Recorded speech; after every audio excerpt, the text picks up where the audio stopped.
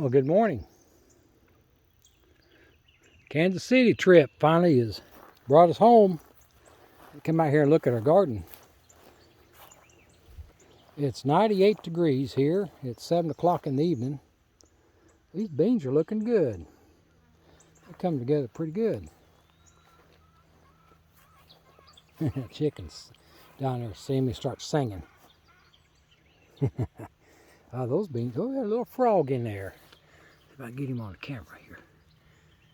See him right there? It's good to see them in there. They eat the bugs. We've had a good weekend. Elizabeth and Alex, her husband, they went in and adopted. Elizabeth's son, Alex, decided to adopt her son. He's little Elias is 2, and man, it's neat to see that type of relationship. You know, it's pretty awesome to see. But them tomatoes are doing pretty good. Look at this squash plant that's come out. We should have had a vine on this one. Got it up off the ground. Uh-oh, there's trouble right there. See those? Those are not good. Get them out of there. Yeah. Get rid of those things. Those are the squash bugs, and they will just destroy this plant. They get down in it. They've lost 2 plants from those things. That one over in the corner, see, had the beetles in it, and it's killing them out. So I'm going to have to come out here and pull that out. The pepper plants are looking good. It won't be long. Those things ought to hit up about 3 or 4 feet tall and start putting peppers on. But yeah, the beans and both green bean beds are they getting? They're getting a few flowers in there. So they're growing, and these onions, man, they just flat took off. They've done good. These beans are crawling up this trellis pretty good. A few tomato plants in here. These are about up to my shoulder, almost to my elbows, about elbow and shoulder height. Here, about elbow high. There's a few tomatoes coming on in there. You can see them back in through there. You get looking. And here we've got, look at these noodle beans growing. How purple they got. Them purple in them. And they're sweet. These beans have a really sweet flavor to them. But yeah, they're coming out. They'll just keep making. Man, here's some more tomatoes. We're getting, oh, look at down there. Yeah. Uh-oh. Uh-oh, this one here is about ready to call for a salt shaker. 2 of them, 3. So we got, imagine that. Yep, they're starting to make in there. So we'll have a few tomatoes. So anyway, that's our little garden bed. It's good to see it.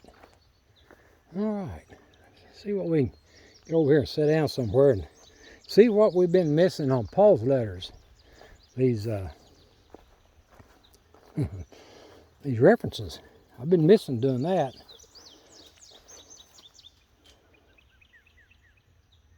So we'll go over here.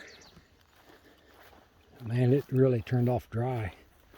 Up there in Kansas City, their grass was a lot greener than what ours is. They've had, boy, this little tree's got a lot of little flowers on it, doesn't it? It's fun watching the hummingbirds and the butterflies flitter through them things. It's pretty neat to see.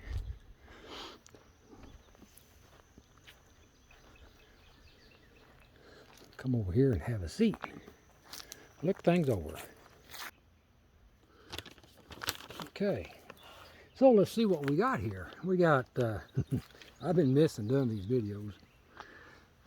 But man, we've had so much going on up there. The emotions were running pretty high. Nothing like having an adoption. And just neat, you know, have a man step up and want to be the father to Elizabeth's children is pretty awesome. So anyway, Ephesians 6:7 had two references to it.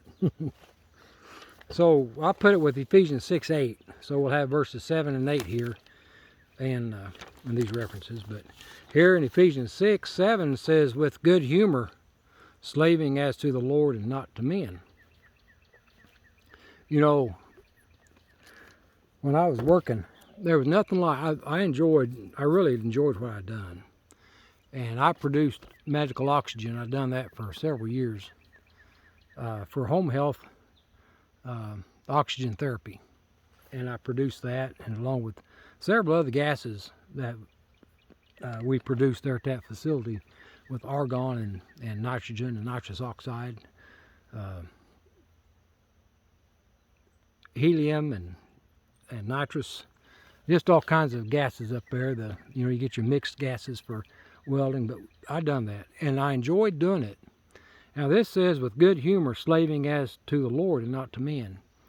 So the only way I know how to explain this for myself was when I was working. Now I've always known that there was a God, but I never understood life after death. That's something that I never understood that.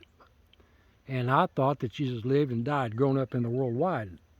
We got out when I was 15, and we had 10 years of that doctrine, and I don't remember anything about Jesus Christ and Him crucified. Nothing about the cross and resurrection and life beyond death, the vivification. I don't remember any of that.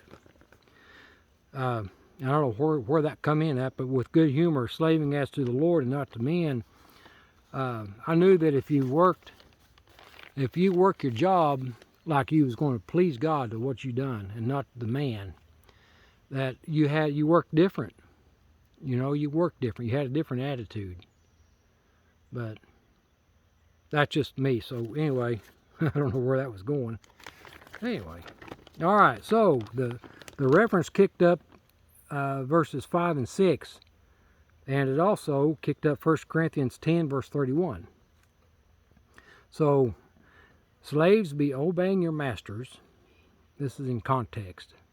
Slaves, be obeying your masters according to the flesh, with fear and trembling, in the singleness of your heart, as to Christ, not with eye slavery as man-pleasers, but as slaves of Christ, doing the will of God from the soul, and with good humor, slaving as to the Lord, and not to men, doing for this he will be requited by the Lord, whether slave or free. That's Ephesians 6, verse 5 through 8.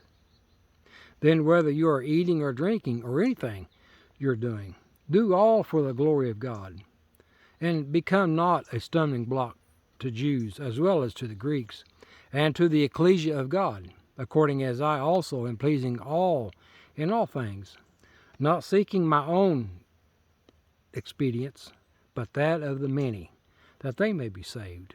That's 1 Corinthians 10, verse 31 to 33. Now, this is Ephesians 6:8, and these little references that went with it. Being aware that whatsoever good each one should be doing, for this he will be requited by the Lord, whether slave or free. Ephesians 6:8. Who will be repaying each one in accord with his acts. To those indeed who by endurance and good acts are seeking glory and honor and incorruption, life Eonian. Yet to those of faction and stubborn indeed as to the truth, yet persuaded to injustice and indignation and fury and affliction and distresses on every human soul which is effecting evil, both of the Jew first and of the Greek, yet glory and honor and peace to every worker of good, both to the Jew first and to the Greek. In Romans 6, or Romans 2, 6 through 10. For all of us must be manifested in front of the dais of Christ, that each should be requited for that which he puts into practice through the body, whether good or bad. 2 Corinthians 5:10. So all, whatsoever you may be doing, work from the soul as to the Lord and not to men, being aware that from the Lord you will be getting the compensation of the enjoyment of an allotment. For the Lord Christ are you slaving. In Colossians 3:23 and 24. Now, at the coming of faith, we are no longer under an escort, for you are all sons of God through faith in Christ Jesus. For whoever are baptized into Christ, put on Christ, in whom there is no Jew, nor yet Greek. There is no slave, nor yet free. There is no female, no male, for you all are one in Christ Jesus. Now, if you are Christ's, consequently you are of Abraham's seed, enjoyers of an allotment, according to the promise. Galatians 3:25 through 28. Wherein there is no Greek and Jew, circumcision and uncircumcision, or barbarian, Scythian, slave, free man, but all and in all is Christ. Colossians 3:11. And that's references to Ephesians 6:8 and 6:7. So there, we got those put together today, didn't we? That's pretty good. Anyway, it's been an awesome weekend. Our car, didn't have all that. So we left it up there and drove back another car. We had Elizabeth's car was up there and they wasn't using it. So we loaded our stuff over into it and then we drove that rascal home. It has a air conditioning and a cruise control and a gas gauge, which ours didn't have those. So it's good to have a vehicle that'll get up and down the road. The front end solid in it. So it's going to work till we go out and get us a different vehicle. And we'll fix that other one up and move it on to bigger and better things. Maybe a scrap yard, you never know. But anyway, Marcia and I appreciate y'all hanging out with us. And thanks for the prayers and the emails we get. Several of you had messaged about where was we. But yeah, I mentioned on that last video that I'd be gone and we'd talk to you when I got back. So I was hoping y'all would catch that. But we had things we had to get done, and it's a done deal and needed no distractions, so it's all done. Anyway, let's go see what God's got for us. You ready? Well, I think I am. It's going to be awesome getting out and getting around again. So anyway, grace and peace to you guys. It's good to see you again. Let's go see what God's got. And we'll talk to y'all tomorrow. Maybe it won't be 97. It's 97 out here right now. This is about 7 o'clock at night.